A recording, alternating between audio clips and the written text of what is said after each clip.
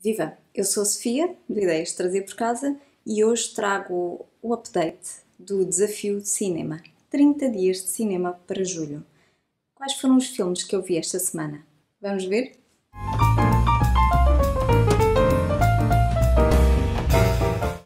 Quer dizer, não vamos ver os filmes agora, mas vamos ver os títulos, não é?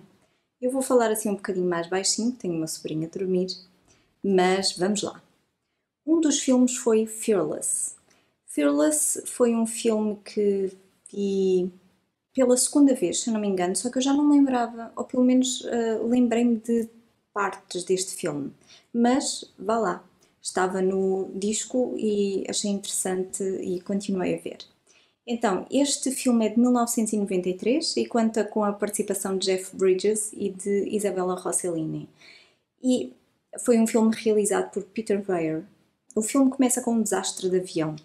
E neste avião ia um dos passageiros que sobreviveram, é Max Klein, interpretado pelo Jeff Bridges, e ele é assim considerado pela imprensa como bom samaritano porque ajudou muitos dos viajantes neste voo a sobreviverem à queda do avião. Basicamente, o que aconteceu foi que ele pensava que estava morto. Então ele sentia uma tranquilidade muito grande, uma grande paz. E desta forma ele viu a luz, porque o avião partiu-se na queda, partiu-se ao meio, né? Ali alguns pelo meio, e ele via a luz, então estava a chamar as outras pessoas para a luz.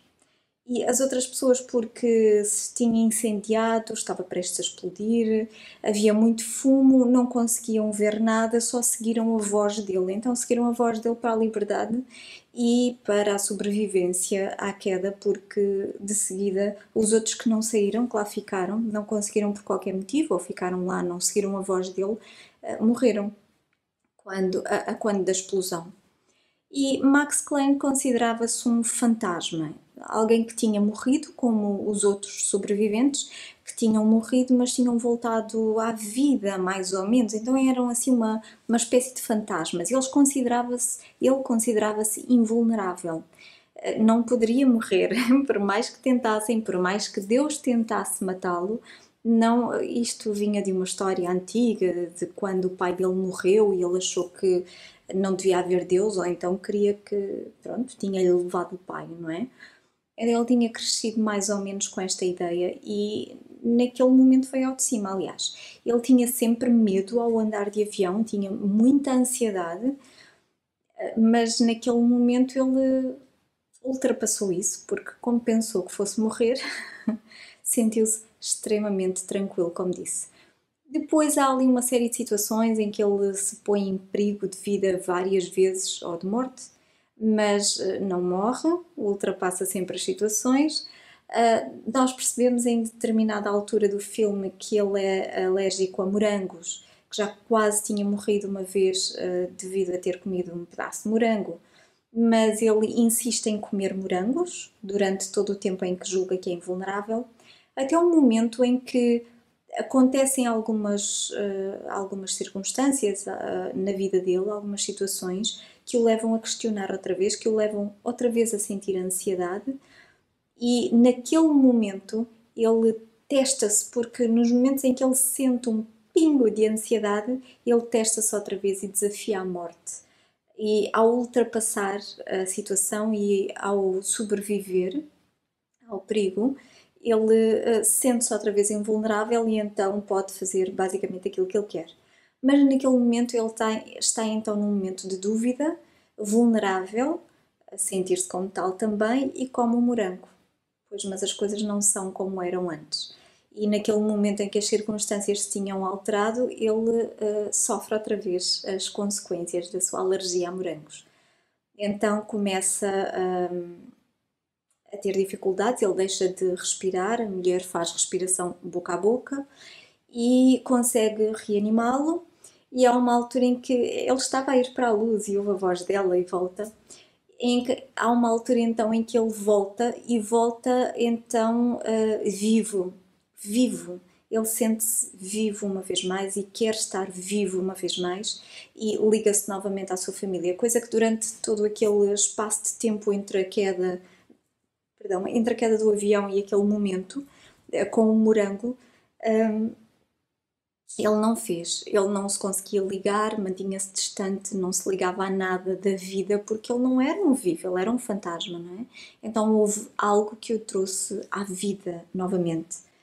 É um bocadinho seca o filme, eu achei na altura, talvez porque queria despachar, tinha mais que fazer, mas vi porque fui gostando, vi porque queria, sem me sentir pressionada porque estava a fazer um desafio de cinema, nada disso. Não, a sério, nada disso.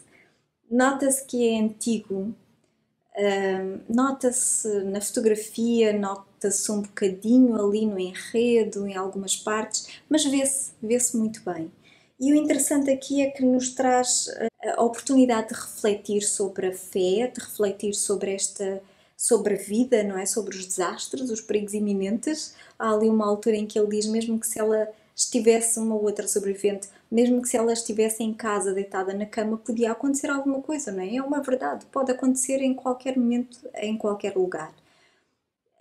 Fala muito sobre a culpa, este filme, e sobre o peso da culpa e culpas que nós aceitamos muitas vezes e não nos dizem respeito, não é? Não tem nada a ver connosco, são responsabilidades de outros, não nossas, mas nós aceitamos, nós sentimos responsáveis pela vida dos outros, inclusivamente. Então, fala-nos um pouco sobre tudo isto e permite-nos refletir sobre isto. Gostei. Um outro filme foi o Sleeping Beauty 2 e eu não consegui ver este filme até ao fim. Eu tentei, forcei-me, porque não estava a achar piada, não me apetecia. Este sim, se calhar um bocadinho pressionado, talvez não, pelo desafio. Pressionei-me um bocadinho para ver este filme, mas não consegui. Sleeping Beauty 2 fala-nos sobre a história, vou-me lembrar assim, relembrar um bocadinho, é de 2011 este filme, e a personagem principal desta história é Lucy, é uma estudante, que aceita trabalhos muito maus, muito maus. Ela oferece como participante em pesquisas no laboratório da universidade, ela trabalha numa loja de café, ela tira fotocópias num escritório e trabalha num bar de classe alta como parceira de sexo.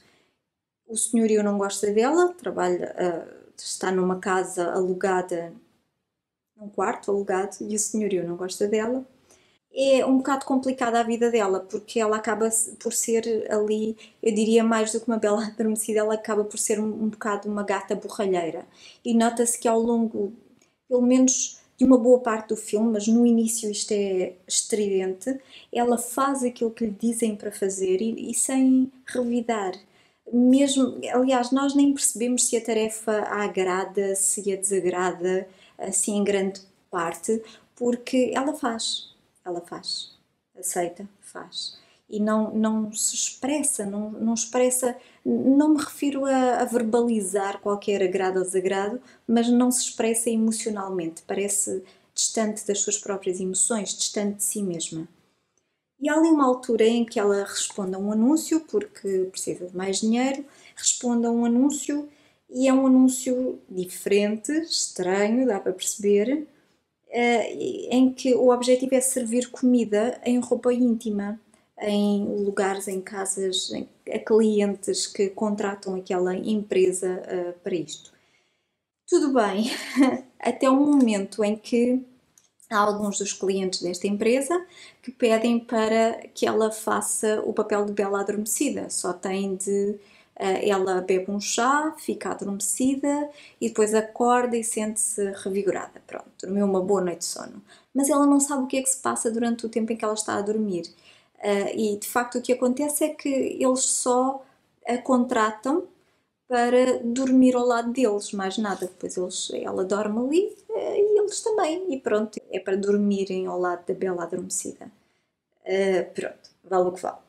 Há um momento ali no final do filme em que uma destas pessoas que a contrata para ela dormir ao lado, ele bebe também o chá, mas em doses que não seriam as adequadas para ele e ele morre durante o sono.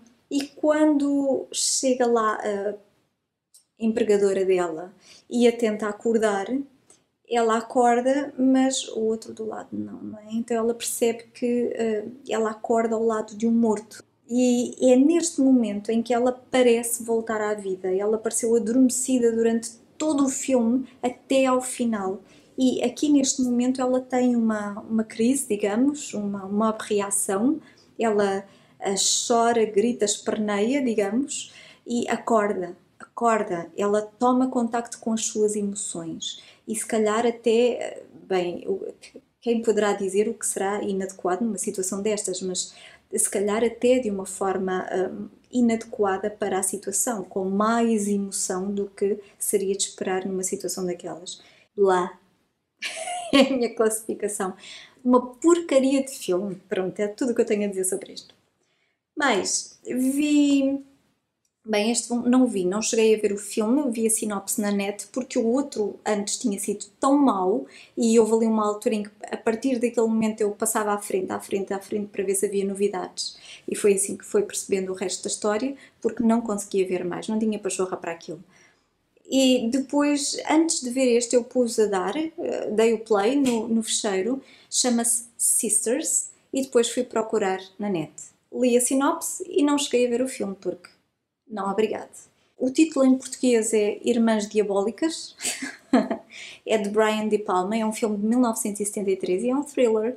E eu não tinha a mínima vontade, aliás, eu não tenho a mínima vontade de ver filmes este, mais do que thriller, é terror. Eu não tenho vontade de ver filmes de terror já há muitos anos. Depois, O Beijo da Mulher-Aranha, pela sinopse, apaguei-o também, nem vi.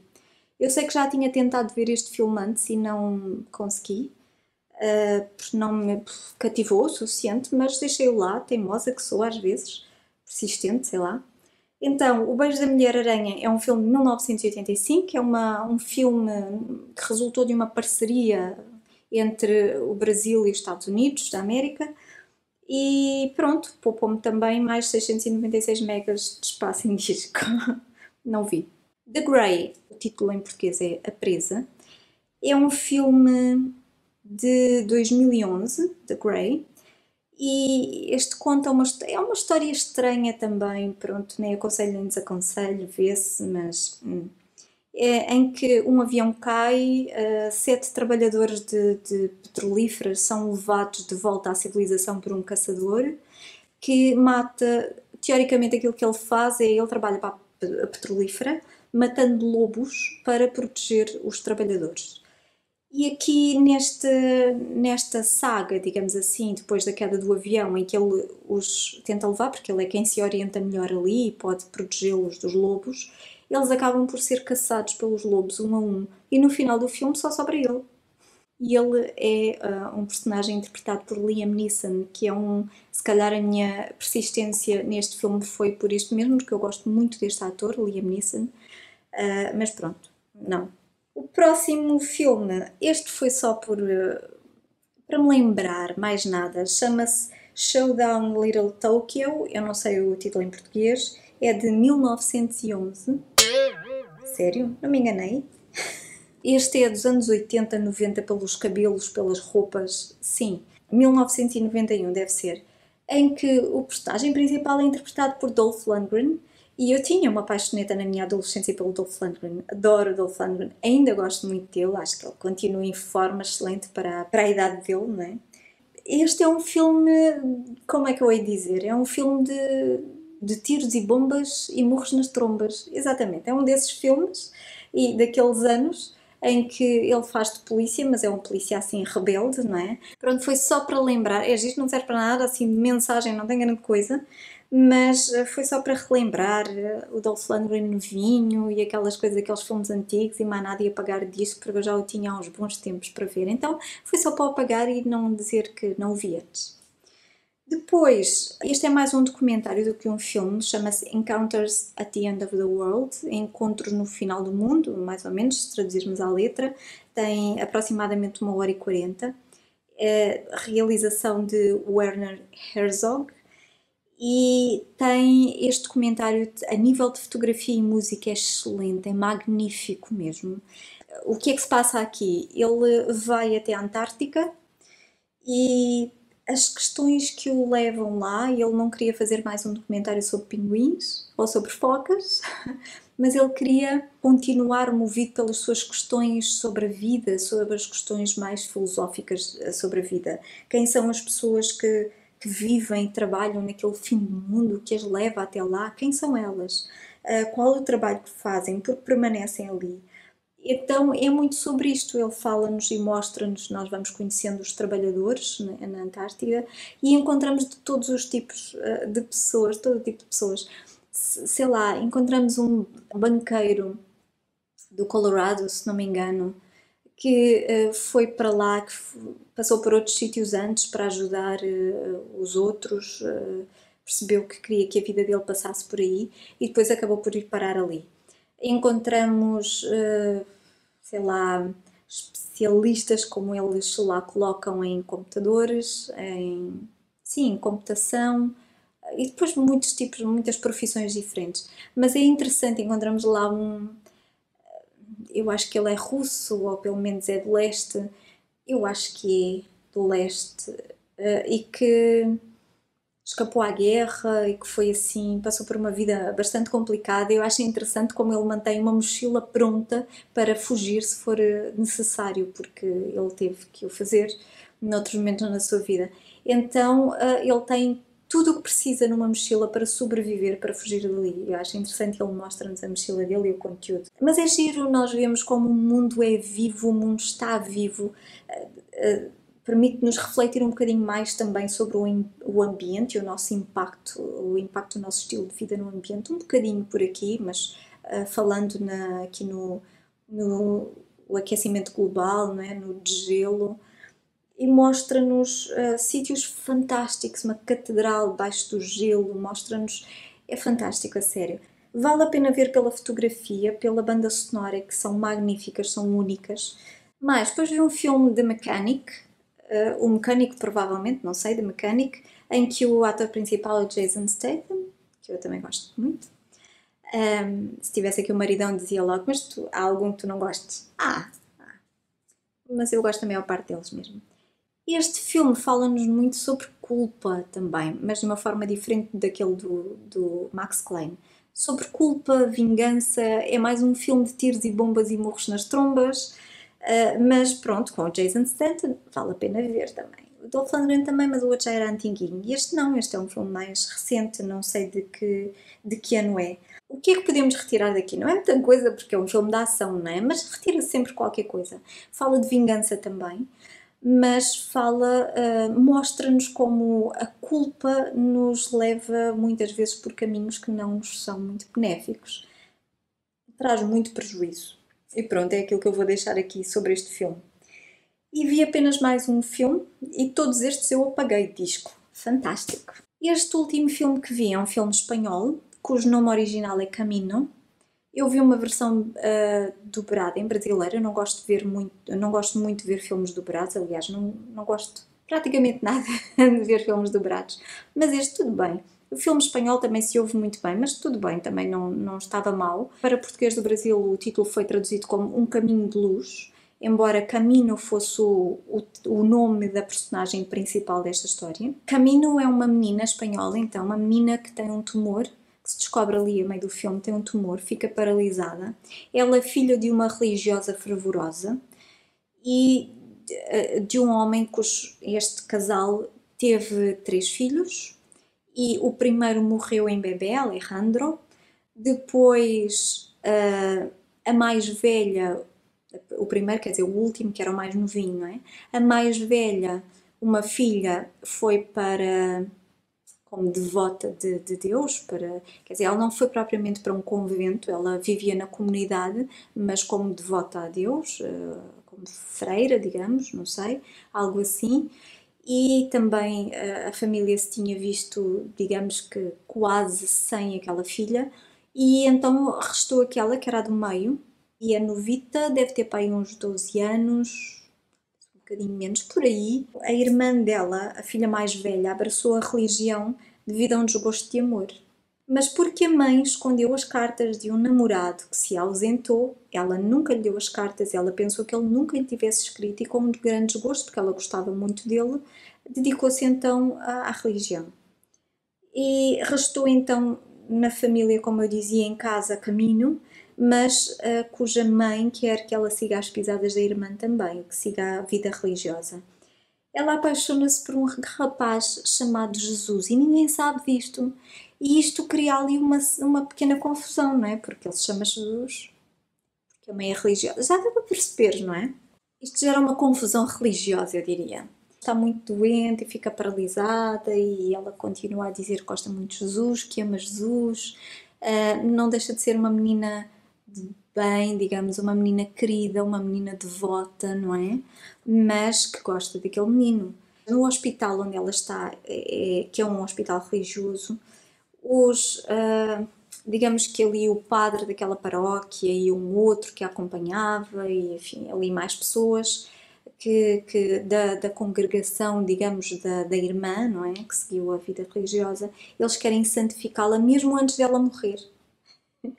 E no fundo ela estava sempre a pensar no rapaz e a falar daquilo que via e que se passava com ele, mas era tudo interpretado à luz da crença deles, da religião deles, da fé deles, não é? Era uma experiência espiritual. Mas no fundo ela estava ali e estava a ver, mesmo já sem ver fisicamente, mas ela via aquilo que se passava com aquele rapaz de quem ela gostava.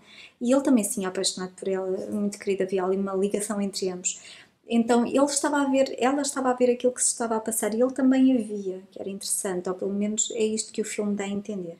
O que mais quer dizer? Há ali um momento em que ela está para morrer, ela disse que a iam buscar naquele dia à tarde, então estão todos ali reunidos e a registarem um momento porque querem santificá-la, né?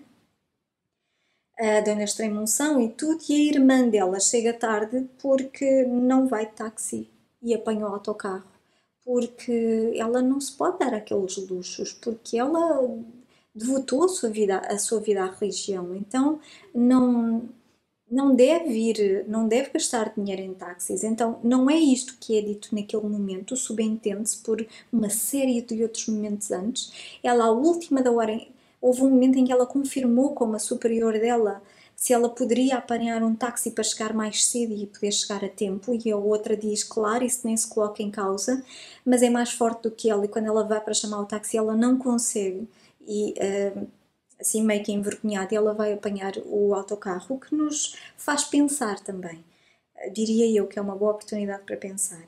O pai, à última da hora, descobre quem é Jesus, consegue perceber, começa a juntar as peças e a somar, 2 mais 2 são 4, enfim, por aí fora, e percebe tudo e leva a carta que é que Camino está à espera e que tanto quer e tanto pede a Deus, que é receber uma carta de Jesus, porque houve uma prima que disse, uma prima dele, uma amiga dela, que disse que ele tinha escrito uma carta, enfim, ela todos os dias espera a chegada do correio por essa carta e ela nunca chega. Então ele consegue trazer a carta das mãos de Jesus e tem um acidente de viação a meio caminho. Mas depois encontra-se com ela na tal experiência espiritual. Eles acabam por se encontrar, ela encontra o pai, eles reúnem-se, pronto, é muito giro. Ela acreditava que os anjos são energia, e isto também é uma ideia que registrei. São energia que não se perde nem se cria, apenas se transforma, não é? Que aproveitando a lei do Lavoisier, algo que ela tinha aprendido na escola com as freiras, e ela via os anjos desta forma, eu acho interessante. Há mais coisas a dizer sobre este filme, mas pronto, de uma forma geral foi isto. Gostei muito de ver este filme. Se foi um bocadinho lamechas, foi, pôs-me a chorar ali em alguns momentos, mas está tudo bem, não me importo com isso. Mas eu gostei porque, no fundo, no geral, foi positivo. Apesar da menina estar a morrer e não sei o quê, mas é sempre pronto. Mas não foi triste por esse motivo, foram outras questões e foram estas atribulações e faz pensar várias coisas sobre quando, sei lá, a pessoa é muito fervorosa, seja do que for, e põe o que quer que seja à frente da vida e de viver e da felicidade, e especialmente a felicidade daqueles que nos são tão queridos, não é? A nossa e a dos outros. E será que vale a pena? Pronto, estes foram os filmes que eu vi esta semana, ou que não vi, mas que apaguei. 9, considero que foi muito positivo o balanço. Por isso, por hoje é só. Fica aqui a partilha. Para a semana há mais. Qual foi o último filme que viu de que gostou muito? Diga-me qual foi, deixe nos comentários, está bem? Obrigada, até ao próximo vídeo e tenha o resto de dia feliz.